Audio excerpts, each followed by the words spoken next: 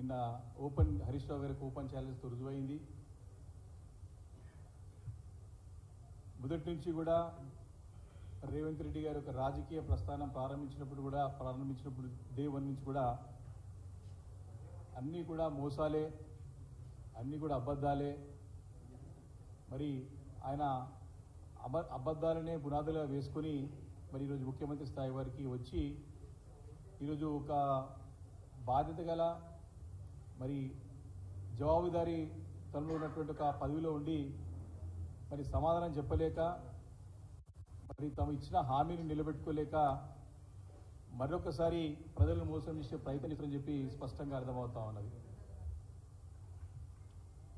మరి ఈరోజు BRS party Telangana రాష్ట్రంలో అపోజిషన్ పార్టీలు విపక్ష పాత్ర పోషిస్తూ మరి ప్రజలకి అభివృద్ధి ఫలాలు, సంక్షేమ ఫలాలు అందాలని చెప్పి ఒక కృతనిశ్చయంతో ప్రజల పక్షాన ఉండి ప్రజల పక్షాన గొంతుకై మరి పోరాడుతున్నది గత 4 నెలల నుంచి కూడా, ప్రభుత్వం వచ్చి నుంచి కూడా. అయితే ఈ సందర్భంలో మరి అనేక హామీలు మరి సహజంగా కొత్త ప్రభుత్వం వచ్చినప్పుడు వారు ఇచ్చిన హామీలు నిలబెట్టుకోవాలా, మంచి పరిపాలనని కోరుకుంటారు. మరి నీతివంతంగా అవినీతికి తావు లేకుండా నీతివంతంగా మరి పరిపాలన అందించాలని కోరుకుంటారు. కానీ ఈరోజు వీటేవి కూడా తావు లేకుండా ఈరోజు పరిపాలనలో ఘోరంగా విఫలం చెంది మరి వనరులు ఉన్న మరి ప్రజలకి అంటే అనేక రంగాలు అటు విద్యుత్ విషయంలో కానివ్వండి, సాగునీరు విషయం కానివ్వండి, తాగునీరు విషయం కానీ ఇంకా అనేక విషయాల్లో పుష్కలంగా వనరులు ఉన్నా మరి ప్రజలకు అందించలేక మరి అడ్మినిస్ట్రేషన్లో పరిపాలనలో ఘోరంగా విఫలమయ్యి మరి అవినీతికి తెరలేపి మరి ఈరోజు వారి యొక్క పరిపాలన కొనసాగిస్తుంది స్పష్టంగా అర్థమవుతుంది. అంతేకాకుండా వారు ఇచ్చిన హామీలను పూర్తి చేయడంలో, నెరవేర్చడంలో మరి మొదటి నుంచి కూడా ఘోరంగా విఫలమవుతూ వస్తూ ఉన్నారు. వారు ఇచ్చినటువంటి 6 గ్యారెంటీలో 13 అంశాలు, రుణమాఫీ అంశం ప్రధానంగా గత వారం రోజుల నుంచి కూడా ఎంతో ప్రాధాన్యతని సంతరించుకున్నారు. ఎందుకంటే పార్లమెంట్ ఎన్నికలు వచ్చినాయి కాబట్టి మళ్ళీ మరి ప్రజలు వారిని నమ్మతలేరు కాబట్టి మన ప్రజలను నమ్మించే ప్రయత్నంలో భాగంగా మరి ముఖ్యమంత్రి గారు వారు పూర్తిగా తమ పైనటువంటి ఒక విశ్వాసాన్ని, అంటే ప్రజలు విశ్వాసాన్ని కోల్పోయినారు. ఆయన క్రెడిబిలిటీ పోయింది అనేది, వారు నైతికతని కోల్పోయినారు. నైతికతను కోల్పోయింది, స్పష్టంగా క్లియర్గా కోల్పోయింది ఈరోజు రేవంత్ రెడ్డి గారు.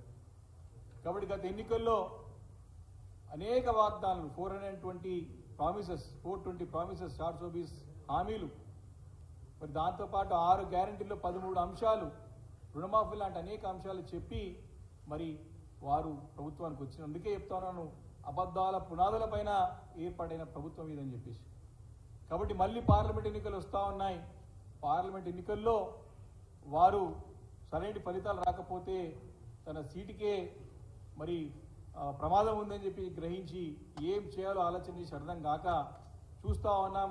గడిచిన మరి వారం 10 రోజుల నుంచి కూడా నామినేషన్ యొక్క కాంగ్రెస్ పార్టీ నాయకుల యొక్క, పార్లమెంట్ సభ్యుల యొక్క నామినేషన్ దాఖలాల కార్యక్రమాలకు వెళ్ళి ఇక్కడ ప్రజలను నమ్మించడానికి ఏ రకమైన ప్రయత్నం చేస్తున్నారంటే దేవుళ్ళ పైన ఒట్టు తిని నన్ను నమ్మండి, నన్ను విశ్వసించండి, ఖచ్చితంగా ఈ 2 లక్షల రూపాయలు రుణమాఫీ చేస్తాను, ఈ గ్యారెంటీలు అమలు చేస్తానని చెప్పేసి మరి చెప్పడం చూస్తూ ఉంటే వారికి ఏ రకమైనటువంటి ఈ 4 నెలల్లో ప్రజల్లో ఏ రకమైనటువంటి నమ్మకాన్ని, విశ్వాసాన్ని వారు పెంచుకుని మనకు స్పష్టంగా అర్థమవుతా ఉన్నది. మరొకసారి నేను చెప్తా ఉన్నాను, గతంలో కూడా చాలా సందర్భాల్లో మళ్ళీ కూడా చెప్తా ఉన్నాను, దేవుడి మీద ఒట్టు ఎప్పుడు తినాల్సి వస్తుంది? మన పచ్చిబట్టలతో గుడిలోకి ఎప్పుడు వెళ్తాము? ఎప్పుడైతే నమ్మకం కోల్పోతామో, ఎప్పుడైతే విశ్వాసం కోల్పోతామో, ఎప్పుడైతే వారి మాటలు నమ్మరో, నమ్మించేయడానికి ప్రయత్నంలో భాగంగానే దేవుళ్ళ మీద ఒట్టు తింటాం. కాబట్టి ఈ 2 లక్షల రుణమాఫీ, 6 గ్యారెంటీలో 13 అంశాల గురించి మరి ప్రజలు పదే అడుగుతూ ఉంటే మళ్ళీ అవి నెరవేర్చుకుంటే సీట్లు పోతాయి అని చెప్పేసి భయపడి మరి మరొకసారి మోసం చేసే ప్రయత్నం ముఖ్యమంత్రి గారు స్పష్టంగా చేస్తున్నారని చెప్పేసి కూడా ప్రజలందరూ కూడా గమనించి మరి అన్నప్పుడు మరి మా నాయకుడు, సీనియర్ నాయకుడు, మాజీ మంత్రివర్యులు హరీష్ రావు గారు, మీరు పదే దేవుళ్ళ గురించి ఎందుకు మీరు ఒట్టు తింటారు? మీకు మీ పైన నమ్మకం ఉంటే, మీకు మీ పైన విశ్వాసం ఉంటే మీరు ఆగస్టు 15 వరకు డెడ్ లైన్ పెడుతున్నారు కదా, 6 గ్యారెంటీలకు 13 అంశాలు కానివ్వండి, రుణమాఫీ అంశంలో కానివ్వండి, 500 రూపాయల బోనస్ విషయంలో, మరి ధాన్యం కొనుగోలులో అన్నప్పుడు మీరు ఎందుకు దేవుళ్ళ పైన ఒట్టు తింటారు? మీరు తక్షణంగా మీరు చేయకపోతే రాజీనామా చేయండి, చెప్తే కానీ ప్రజలు నమ్ముతారని చెప్పినప్పుడు వారు మరి పక్కదారి పట్టించడానికి ప్రయత్నం చేసి ఏమన్నారైనా మీరు రాజీనామా చేయండి, మీరు పార్టీ మూసుకుంటారా అని చెప్పేసి, అంటే ప్రజల తరపున ప్రజల గొంతుకై ప్రశ్నించినప్పుడు మరి ఈ రకమైనటువంటి ఏదో ఆటలో భాగంగా, ఛాలెంజ్లో భాగంగా దృష్టి మళ్లించడానికి ప్రయత్నం చేసి దాన్ని అడ్వాంటేజ్గా తీసుకొని మాటల గారిడి తప్ప, మాటల ద్వారా ఎత్తుకుపోయేతులు తప్ప ప్రజలకి నిజంగా చేస్తాను, నిజంగా నమ్మకుంటే ఎస్ చెప్పు, చేయకపోతే నేను రాజీనామా చేస్తానని చెప్పేసి నువ్వు ఇచ్చినటువంటి హామీలే కదా. ఈరోజు 100 రోజుల్లో చేస్తానటువంటి 6 గ్యారెంటీల్లో 13 అంశాలు ఏం చేసినారు? ఒక్కటి ఉండి కూడా తూతు మంత్రంగా ఒకటి ఫ్రీ బస్ చేసిన, అది కూడా అట్టర్ ఫ్లాప్ అయింది. మహిళలకి ఉచిత బస్సు అని ప్రారంభించి అట్టర్ ఫ్లాప్ ప్రోగ్రామ్ ఏమైపోయిందంటే బస్సులు తగ్గించేసారు. ఈరోజు ప్రయాణికులు ఇబ్బంది పడుతూ ఉన్నారు, ఈరోజు మహిళలు కూడా తిడతా ఉన్నారు. ఈరోజు మరి అది కూడా సీట్ లేకపోతే అది కూడా క్యాన్సిల్ చేస్తా అని చెప్పేసి ఈరోజు ముఖ్యమంత్రి గారు మాటలు చూస్తూ ఉన్నాం. కాబట్టి ఈ 100 రోజుల్లో నెరవేర్చడం కాకుండా మరి దాన్ని దాటవేసే ధోరణి వెళ్తా ఉన్నారు. మళ్ళీ అది కాకుండా డిసెంబర్ 9వ తారీఖున రుణమాఫీ చేస్తానని చెప్పేసి ఓపెన్ స్టేట్మెంట్స్ ఉన్నాయి మనకు. డిసెంబర్ 9వ తారీఖున నేను అధికారంలో రాగానే మరి మొదటి రోజే నేను డిసెంబర్ 9వ తారీఖునే మీకు రుణమాఫీ చేస్తానని చెప్పేసి వారు మాట ఇవ్వడం చూసినాము. రుణం తెచ్చుకోకండి అని చెప్పినారు. ఈరోజు కోరుతా ఉన్నా, ఫస్ట్ రేవంత్ రెడ్డి గారు ముఖ్యమంత్రి గారు తెలంగాణ ప్రజలకి క్షమాపణ చెప్పాలి. ఫస్ట్ అయినా సారీ చెప్పాలి ప్రజలకి. తప్పైపోయింది, నాతో తప్పైంది, క్షమాపణలు కోరి ఈరోజు డేట్ పెట్టాల్సిన అవసరం ఉండే. ఆగస్టు నుండి డేట్ పెట్టేటప్పుడు ముందు నేను అనుకున్న సమయంలో చేయలేకపోయినా, నేను మిమ్మల్ని మోసం చేసిన, మీరు అధికారం రావడానికి చేసిన ప్రయత్నంలో భాగంగానే కాబట్టి నువ్వు తప్పకుండా క్షమాపణ చెప్పాలి ప్రజలకు చెప్పి ఆ డేట్ పెట్టాల్సిన అవసరం ఉండే. కానీ ఇక డేట్ కూడా ఎట్లిచ్చినాడు, పదే ప్రజల తరపున మా పార్టీ బీఆర్ఎస్ పార్టీ వారిపైన ఒత్తిడి తీసుకురావడంతో మరి అది కూడా డేట్ తీసుకొచ్చి ముందు పెట్టాడు. ఏదో రకంగా డేట్ పెడితే కానీ ప్రజలు నమ్మరు, ఈ దేవుని పైన ప్రమాణం చేస్తే ప్రజలు నమ్ముతారు అని చెప్పి మరి ఈ రకమైనటువంటి ఒక నాటకానికి తెరలేపినారు ముఖ్యమంత్రి రేవంత్ రెడ్డి గారు.